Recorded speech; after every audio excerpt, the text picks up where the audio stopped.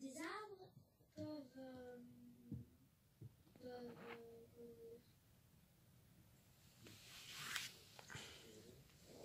évoluer. Je cherchais. Alors, est-ce que les gènes des arbres peuvent évoluer? A priori, oui. Comme toutes les espèces vivantes, hein, il peut y avoir des mutations, des évolutions régressives dans le bon sens par rapport à l'homme, enfin voilà. Mais oui, il n'y a pas de problème.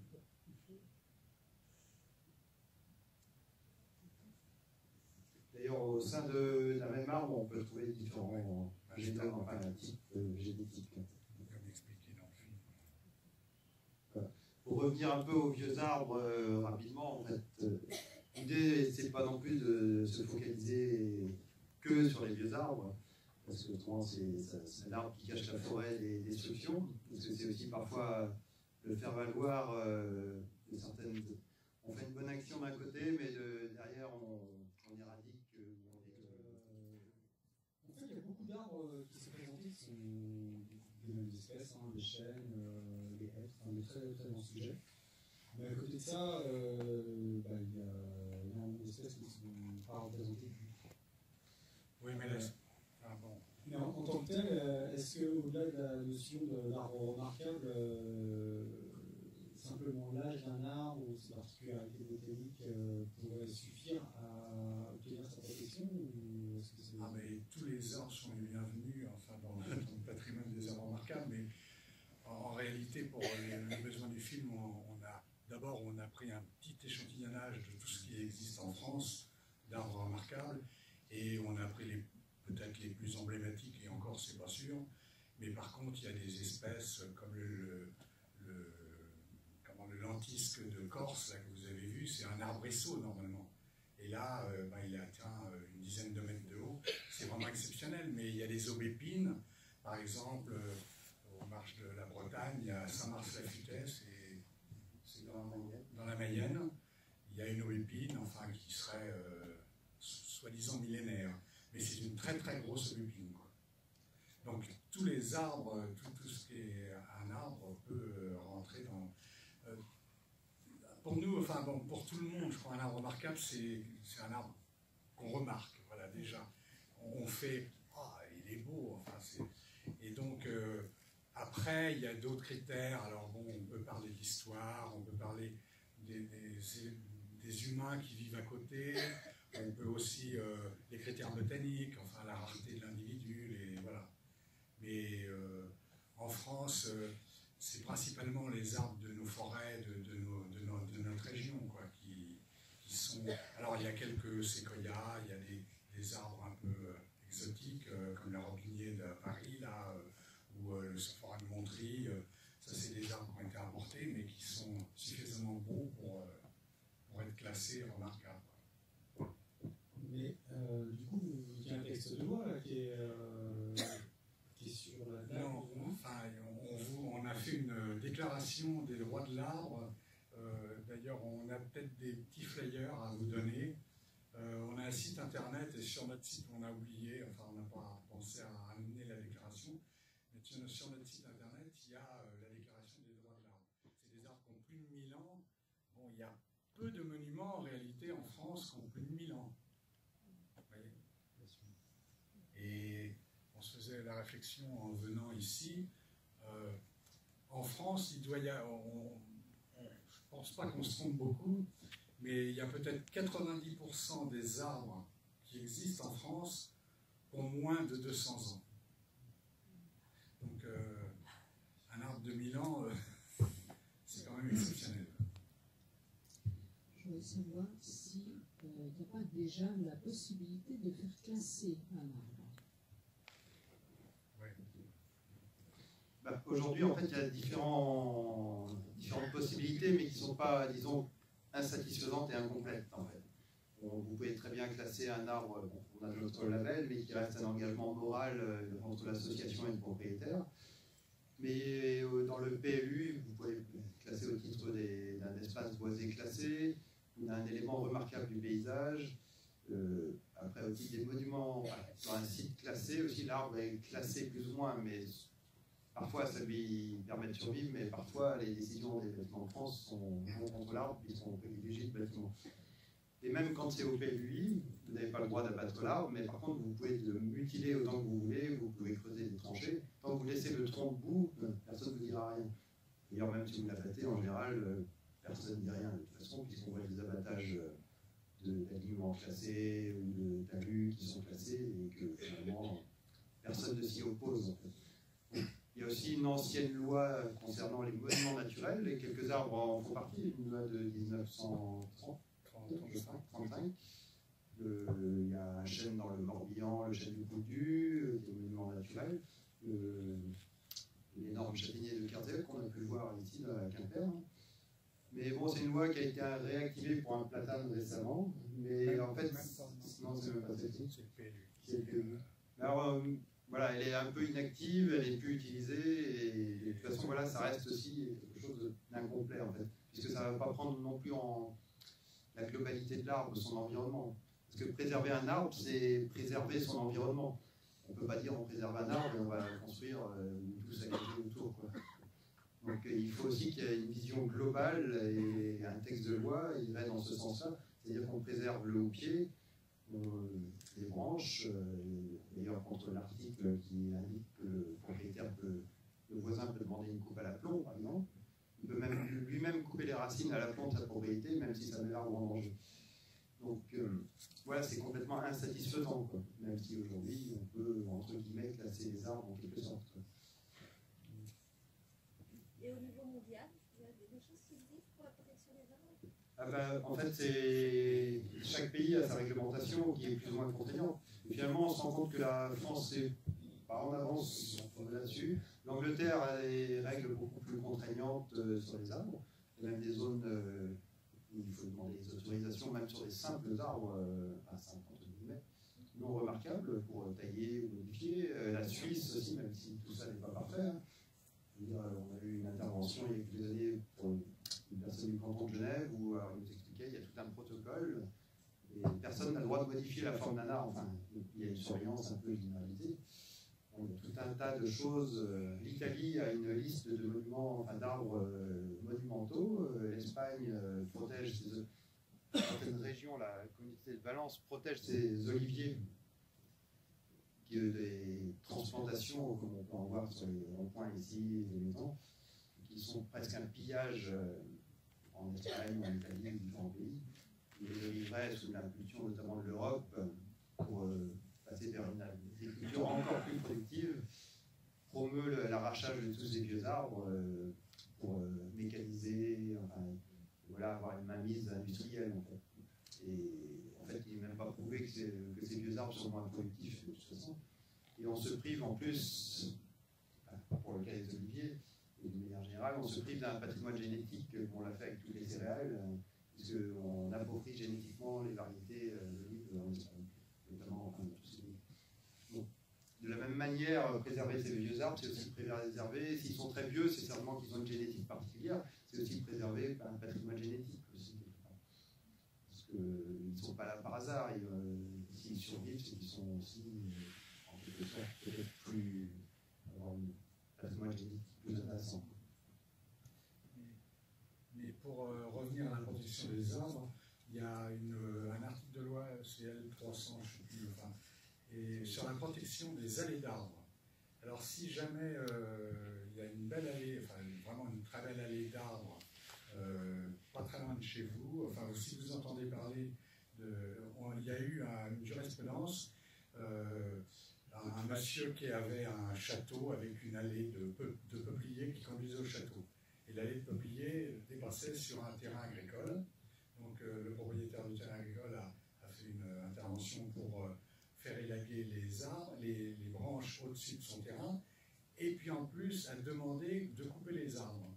Donc dans un premier temps, on a dit, enfin le tribunal, enfin je ne me rappelle plus exactement l'ordre, mais le tribunal a dit OK, et finalement, suite à l'intervention d'un avocat qui a invoqué justement cet article, qui est sorti il n'y a pas très longtemps, Et là, il y a une protection des allées d'arbres. Donc les peupliers n'ont pas été coupés, quoi. Ils ont juste été coupés à l'aplomb du champ. Voilà, donc là, il y a une protection. Mais sans ça, il n'y a que le PLU qui pourrait éventuellement... et s'il y a des beaux arbres, il faut s'adresser principalement à la mairie, quoi. Voilà. Non, mais c'est le premier interlocuteur. Parce que la mairie, c'est lui qui décide, le maire décide du PLU et tout. Enfin, il y a tout. Dans le PLU, j'ai oublié, il y a élément remarquable du paysage aussi. L'arbre doit être classé.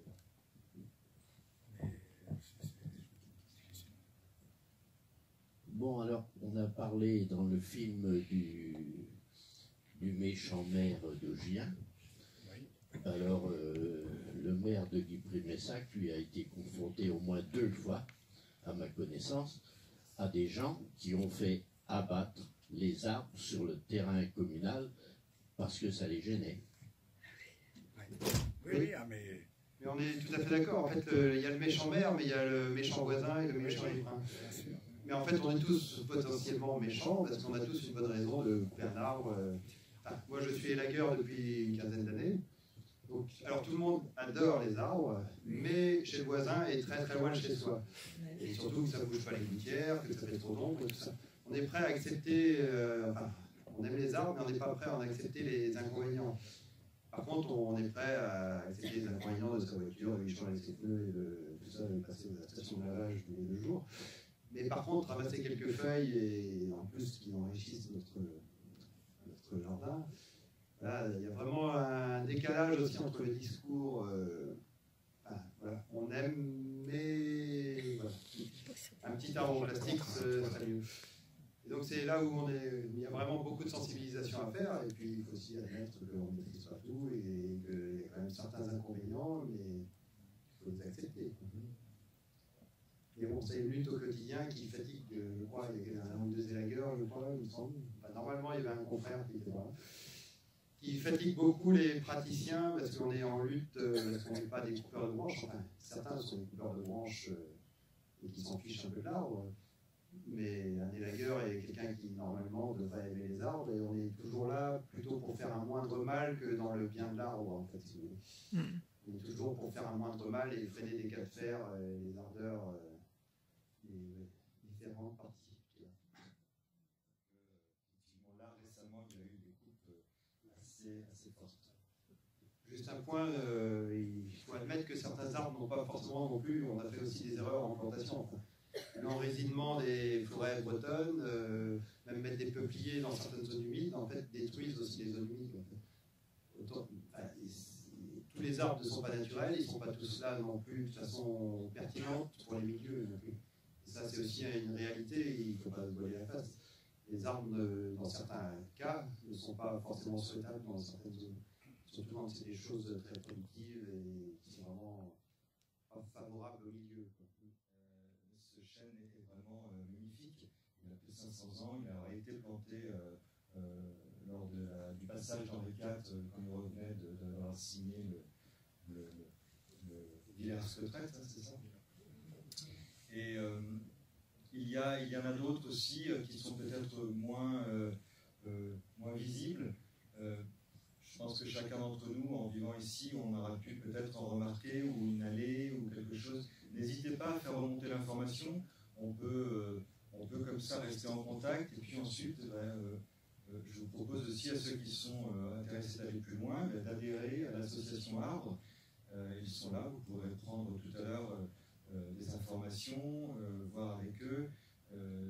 Moi, je viens juste de recevoir ma carte hier matin. Donc voilà, je suis un nouvel adhérent à l'association Arbre. Et je pense que c'est important. On peut comme ça chacun mettre nos petites pierres. Est-ce qu'il y a d'autres questions? Alors, il y avait... Ah bah. Oui. Les châtaigniers sont en train de dépérir. Pardon, il y avait, excusez-nous monsieur, on va d'abord passer. Alors, on vous passe le micro juste après, d'accord? Il y a monsieur qui était juste avant vous. Pardon. Oui, je voulais simplement dire déjà que notre commune ne brille pas par les arbres qui la garnissent. Je ne parle pas des territoires ruraux, mais je parle du bourg de Guipry et du bourg de Messac. je suis toujours fasciné lorsque je vais dans le sud-ouest de voir des villages nombreux avec des grandes places et sur ces grandes places des grands arbres. Et ces grands arbres, ils fédèrent plein de choses, des activités, ils fédèrent des gens et c'est toujours agréable, on l'a vu d'ailleurs dans le reportage, de voir des gens se regrouper sous un des arbres remarquables et les célébrer le temps d'une journée. Donc ça, c'est une première chose que je voudrais dire. Nous n'avons pas dans notre région cette culture de faire pousser des arbres et pas simplement les faire pousser pour s'abriter. C'est toujours légitime de pouvoir s'abriter sous un arbre, mais les faire pousser aussi pour leur esthétique et le lien social finalement qu'ils procurent au fil du temps. Ça, c'est la première chose que je voulais dire. La deuxième chose, elle a été dite précédemment, mais ce film, ce documentaire est très intéressant parce qu'il présente des arbres remarquables. Ils sont remarquables par leur port, leur esthétique, mais ils sont aussi remarquables, et surtout remarquables, parce que ce sont de formidables refuges de biodiversité, comme tous les arbres, quels qu'ils soient.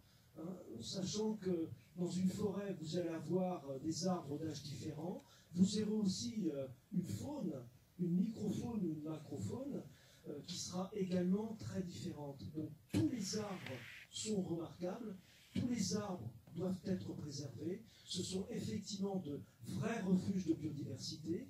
On va y trouver des oiseaux cavernicoles, on va y trouver de nombreux insectes, et je pense aussi que sont remarquables les arbres morts. Et ces arbres-là, il ne faut pas non plus les faire disparaître, parce que ces arbres morts continuent, après leur mort, à faire vivre nombre d'espèces animales, pour ne parler que des animaux, mais des plantes également. Donc c'est quelque chose de très important. Alors bien sûr que votre association est essentielle, parce que c'est faire toucher du doigt l'importance symbolique des arbres, mais aussi leur importance biologique. Vos arbres remarquables sont biologiquement très très intéressants. Ce sont d'ailleurs des cas de figure intéressants. On pourrait parler de patrimoine biologique, on n'en parle pas assez. Hein, c'est comme la pierre, si on veut, ce patrimoine-là, parce qu'il est très ancien et peut-être millénaire, mais ce patrimoine biologique, il évolue, et il peut évoluer dans un bon sens ou dans un mauvais sens. Dernière petite question, les arbres migrent également d'une certaine façon, c'est-à-dire qu'à cause du réchauffement climatique, on a des essences qui vont remonter vers le nord. Est-ce que vous avez des informations là-dessus? Ça ne va pas remonter vers le nord comme le font les oiseaux, ou descendre vers le sud pour d'autres espèces. Il y a une migration des arbres qui est due à un réchauffement climatique qui, lui, n'est pas naturel. On le sait très bien, on est dans l'Anthropocène. Hein, c'est l'homme qui modifie la nature à outrance, et ça présente des dangers. Mais les arbres aussi vont migrer. Alors les oliviers, moi j'en vois plein partout en ce moment. Ils migrent par camion. Je participe au réchauffement climatique. J'exècre personnellement, et les palmiers aussi. Mais on n'a plus de chênes, on en a de moins en moins, on a de moins en moins de hêtres. Et ces arbres-là, eux, par contre, vont avoir tendance à remonter vers le nord. En fait, on voit déjà les conséquences du réchauffement climatique, de toute façon, sur la moitié nord de la France. Avec des dépérissements où on voit beaucoup, même les forêts de l'Est, où on ne plante plus de chêne pédonculé, qui est plus sensible à la sécheresse. On plante du chêne Cécile, il y a des expérimentations, tout un tas de choses qui sont faites.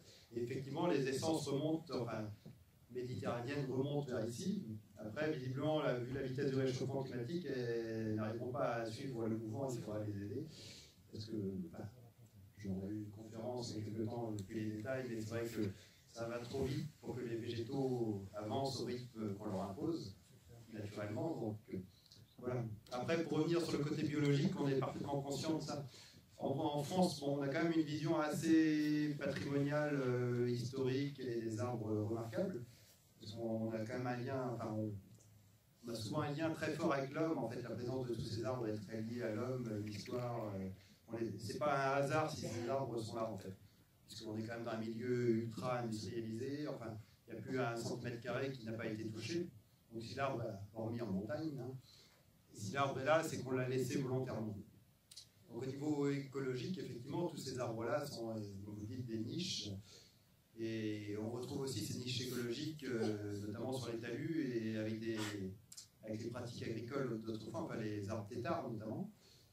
Bon, la pratique choque encore parce qu'on voit ces arbres qui sont étêtés ou on laisse qu'un tronc. Et finalement, au niveau écologique, ce sont des niches écologiques puisqu'ils cumulent les intérêts d'arbres vivants et d'arbres morts, puisque ce sont des arbres à cavité, donc sur un même arbre et sur un même talus, on peut avoir des arbres biscornus et creux et refuges de biodiversité.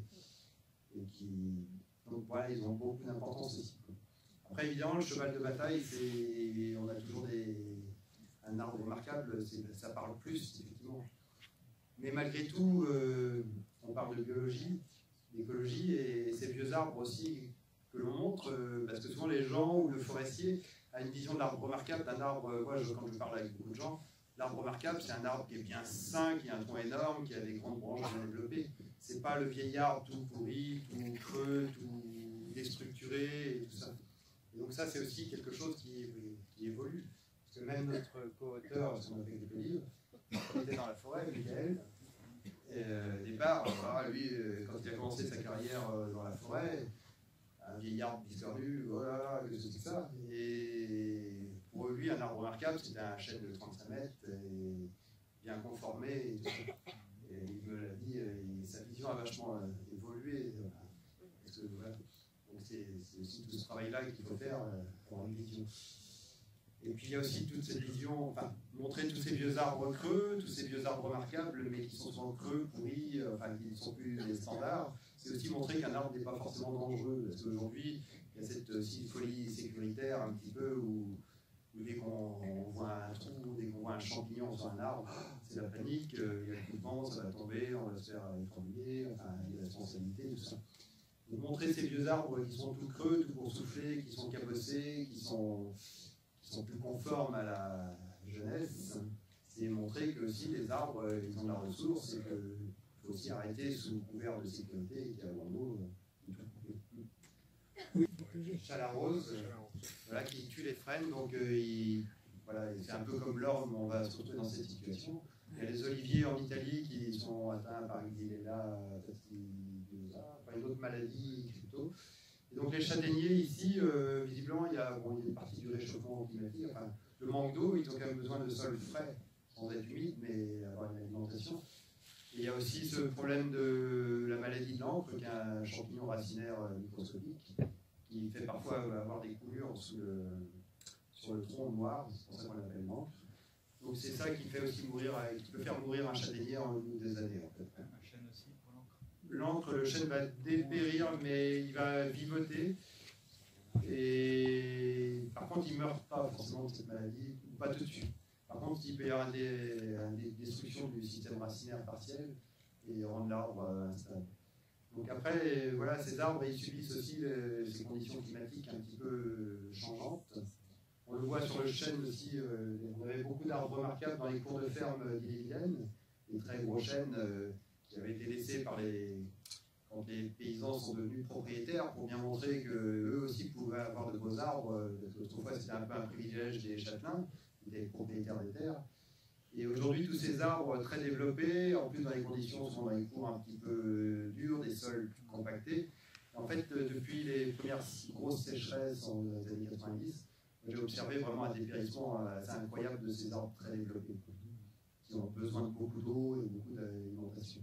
Et finalement, les petits vieux rabougris qui vivent dans leur coin, les petits vieux arbres un peu déjà délabrés, supportent mieux finalement le manque d'eau, puisqu'ils sont déjà un peu des ascètes et ils vivent doucement, tranquillement. Et finalement, on a moins de temps. Personne qui parlait des châtaigniers qui s'interrogeaient sur certaines maladies qui risquent d'entraîner la disparition de certaines espèces. Dans les fleurs de bac avec lesquelles travaille Géraldine, il y a un certain nombre de fleurs qui sont issues des arbres. Je pense d'ailleurs, Géraldine, tu vas pouvoir nous expliquer ça un petit peu mieux que moi. Tout à fait. Bonsoir. En effet, si les arbres sont menacés, les fleurs de bac aussi. Parce qu'effectivement... Alors, je crois que celui-ci est... c'est mieux? Oui. Parce que les fleurs de bac, qu'est-ce que c'est? Ce sont des élixirs floraux qui sont faits à partir de fleurs sauvages, mais aussi des fleurs d'arbres comme le pin sylvestre, le hêtre, le chêne, le charme, l'olivier, le tremble et d'autres fleurs d'arbres. Donc effectivement, si les arbres disparaissent, les fleurs de bac, ces élixirs floraux disparaissent. Donc c'est vrai que moi j'interviens au niveau des états émotionnels, puisque c'est un système d'harmonisation des émotions qui ont un impact direct sur notre santé physique et psychique. Donc j'interviens, moi, en tant que conseillère en fleurs de bac à titre individuel, mais aussi au sein de l'association Arbres et Lueurs, dont je suis trésorière et dont la présidente est Danielle Briand. Donc cette association organise des ateliers bien-être en lien avec la nature, les animaux, la terre.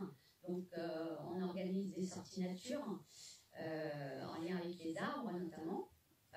Donc on organise aussi des sorties de création, de créativité avec des mandalas végétaux.